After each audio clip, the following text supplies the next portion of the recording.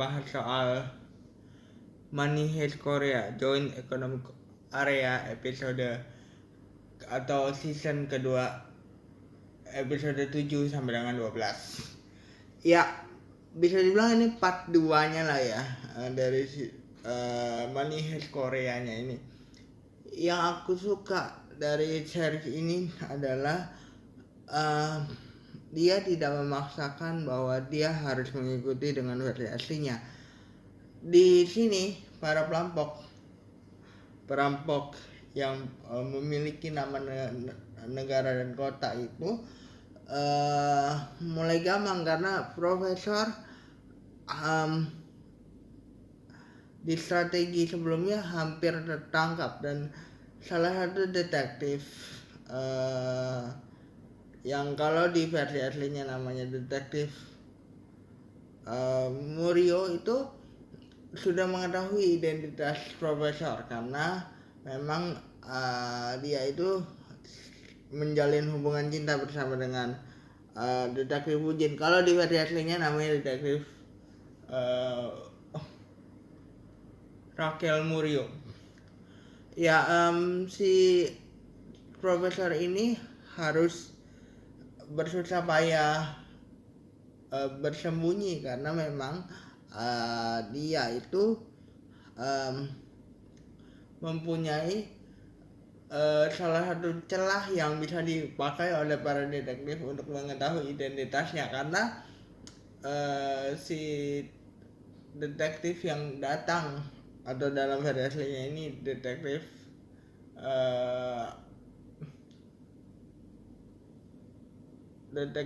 Tamayo ini dia datang karena dia tahu bahwa sebenarnya si profesor ini atau orang yang diduga profesor ini adalah temannya si kepala detektif Ujin alias detektif Raquel Murio. Si detektif Tamayo versi Korea ini akhirnya mendapat celah dan bisa mendapatkan identitas asli dari si profesor tersebut. Dia pun berusaha untuk mengungkap identitas tersebut ya. Tapi tentunya profesor selalu punya cara untuk agar mereka tidak diketahui identitasnya sebagai para perampok ini, para perampok yang ada di percetakan uang Korea. Sebenarnya gini, ketika si detektif ini sudah mengetahui identitasnya profesor ini kan ngilang kan, dan itu berefek banget ke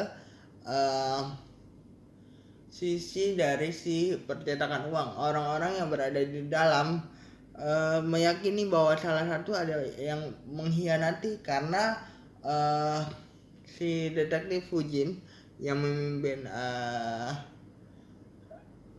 penyerangan ini juga memberitahu kepada profesor bahwa ada pengkhianat di antara mereka. Kehidupan cinta dari detektif Ujin dan juga profesor ini juga menjadi salah satu hal yang penting karena salah satu hal yang dibahas gitu ya. Profesor ini sudah sadar bahwa dia ini melakukan kesalahan dengan cara memiliki hubungan cinta dengan si kepala detektif tersebut. Si profesor ini akhirnya memutuskan untuk menjauh dan memutuskan hubungannya bersama dengan si kepala detektif tersebut, karena kepala detektif ini pun sudah mulai curiga bahwa apa yang dikatakan sama detektif Tamayo versi Korea ini akan ada kebenarannya. Di sini pun ada salah satu karakter baru namanya Soul yang sebenarnya di versi ini membantu profesor dari luar pada saat uh, si perampok membutuhkan bantuan dari para profesor, tapi profesor ini tidak ada di tempat karena sedang sibuk menjebak polisi. Detektif Wujin ini pun mulai dicurigai karena ada gembar-gembar bahwa sebenarnya detektif Wujin ini melindungi para perampok karena memang memiliki hubungan cinta gitu ya, dan melindungi pacarnya dalam hal ini profesor untuk supaya tidak ditangkap. Dan detektif Fujin yang tidak tahu apa-apa akhirnya dikeluarkan. Dan yang aku suka dari versi Korea ini dikeluarkan dari si satuan dalam kasus ini ya. Yang aku suka dari versi Korea ini adalah dia ada sentuhan politik antara siapa nih yang sebenarnya perampok. Sebenarnya perampok ini apakah yang ada di dalam bank atau pemerintah yang sedang membangun semenanjung Korea setelah tergabungnya kembali atau kerjasama ekonomi antara Korea Utara dan Korea Selatan.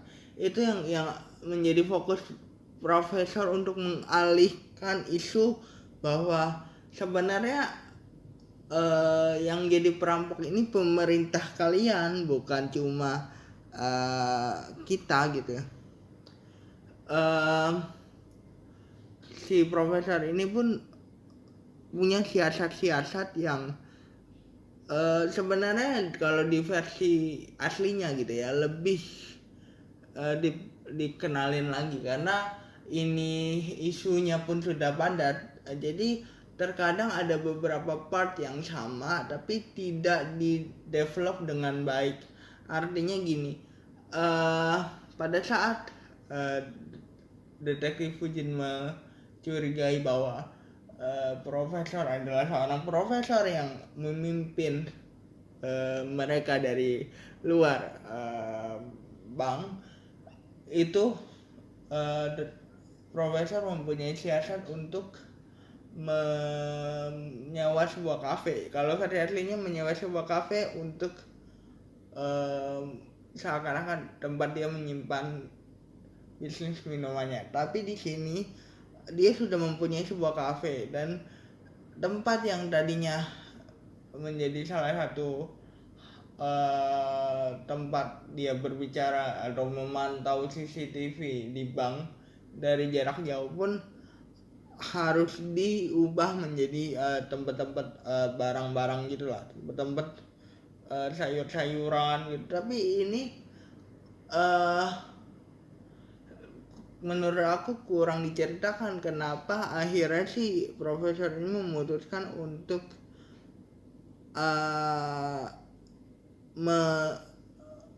membereskan hal tersebut dan menyembunyikan segala hal yang berurusan sama perampok, sedangkan ketahuannya ini pun tidak di atau lebih tepatnya gini, strateginya tidak diceritakan dengan baik gitu ya. Strategi apa yang mendasari bahwa dia harus membereskan semua hal dari perampok itu, karena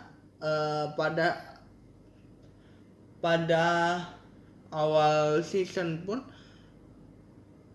dia udah sempat ketahuan dan dia berhasil mensiasati dan akhirnya pun dia tidak jadi ketahuan karena ada salah satu hal yang terjadi.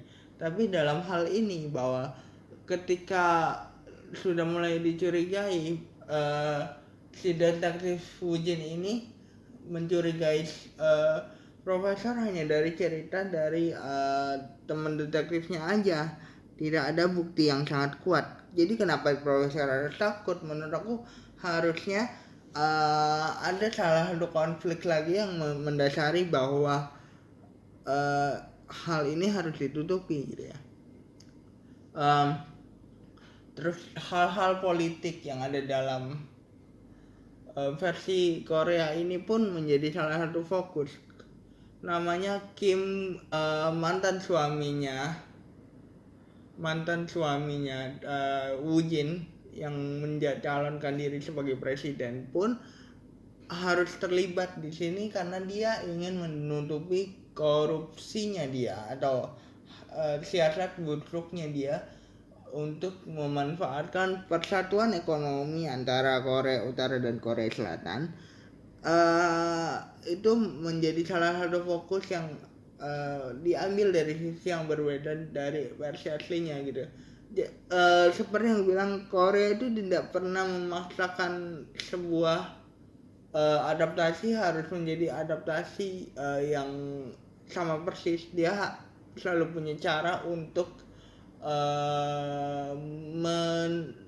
menutupi atau mengisi sebuah kekosongan dari sebuah cerita yang terkadang harus mengorbankan kepadatan cerita itu sendiri. Dalam hal ini yang tadi aku jelaskan, tidak ada satu dua hal yang tidak dijelaskan kenapa bisa terjadi. Itu sebenarnya yang bisa bikin jelek sih sebenarnya, tapi di sisi lain dia menutupi hal-hal yang bisa menjadi ciri khasnya dia sendiri. Ketika kita ngomongin soal Money Heist versi Korea ini,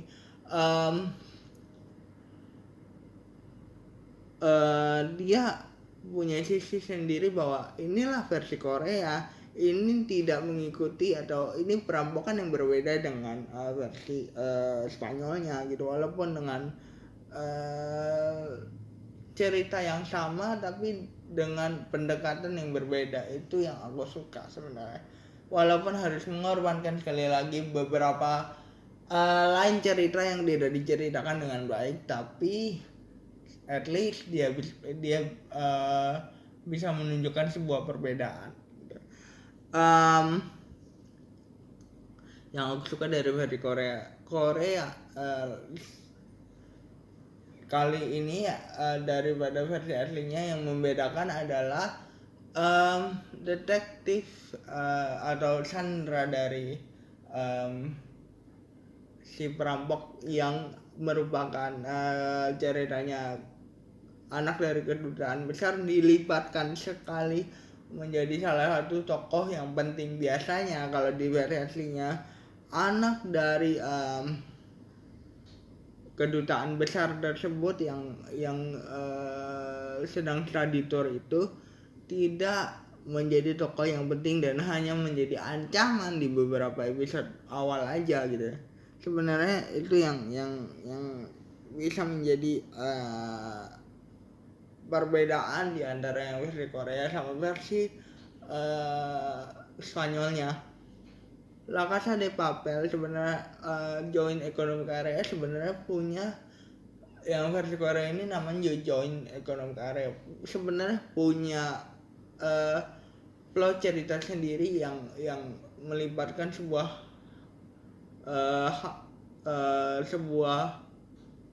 manuver politik yang bisa menjadi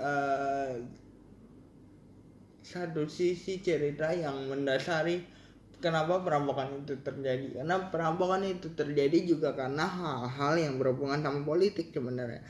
Makanya namanya joint economic area, karena ini adalah politik antara pergabungan dari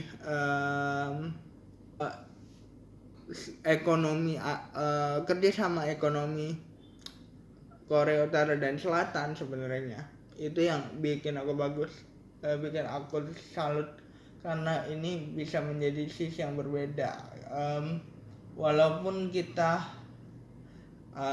nggak dapat beberapa hal kayak sisi cerita yang harus kita mikir lagi, karena ini sisi cerita yang berbeda sebenarnya, yang membuat kita harus mikir lagi. Kalau kita bilang adaptasi kan pasti sama plak gitu ya, tapi ini benar-benar adaptasi, bukan duplikat gitu. Jadi kita harus benar-benar ikutin dari awal sampai akhir baru kita tahu ceritanya. It's a good thing menurutku. Komen di bawah, aku pengen tahu ya siapa saja yang kalau Money Heist ini dijadikan versi Indonesia, siapa saja sih pemeran-pemeran yang pantas gitu. Aku pengen bahas ini sih, kalau di season ketiga sepertinya akan ada, tapi sepertinya akan memulai salah satu perampokan yang baru dengan kelompok perampok yang baru juga. Nah, ini aku pengen bahas juga Stockholm. Dia sudah tahu dia akan menjadi Stockholm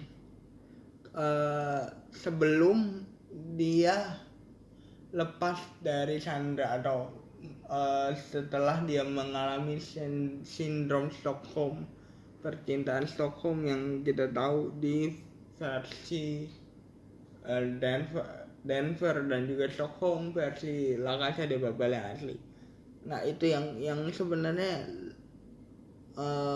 seperti yang aku bilang tadi, penambahan plot cerita bisa menutupi plot hole yang ada, tapi dia punya sisi yang di sisi lain juga memadatkan sesuatu, sehingga kita harus mikir ini kenapa terjadi ya gitu. Jadi itu saja yang aku bisa bahas dari La Casa de Papel versi Korea season kedua. Jadi jangan lupa like, comment, dan subscribe. Bye guys.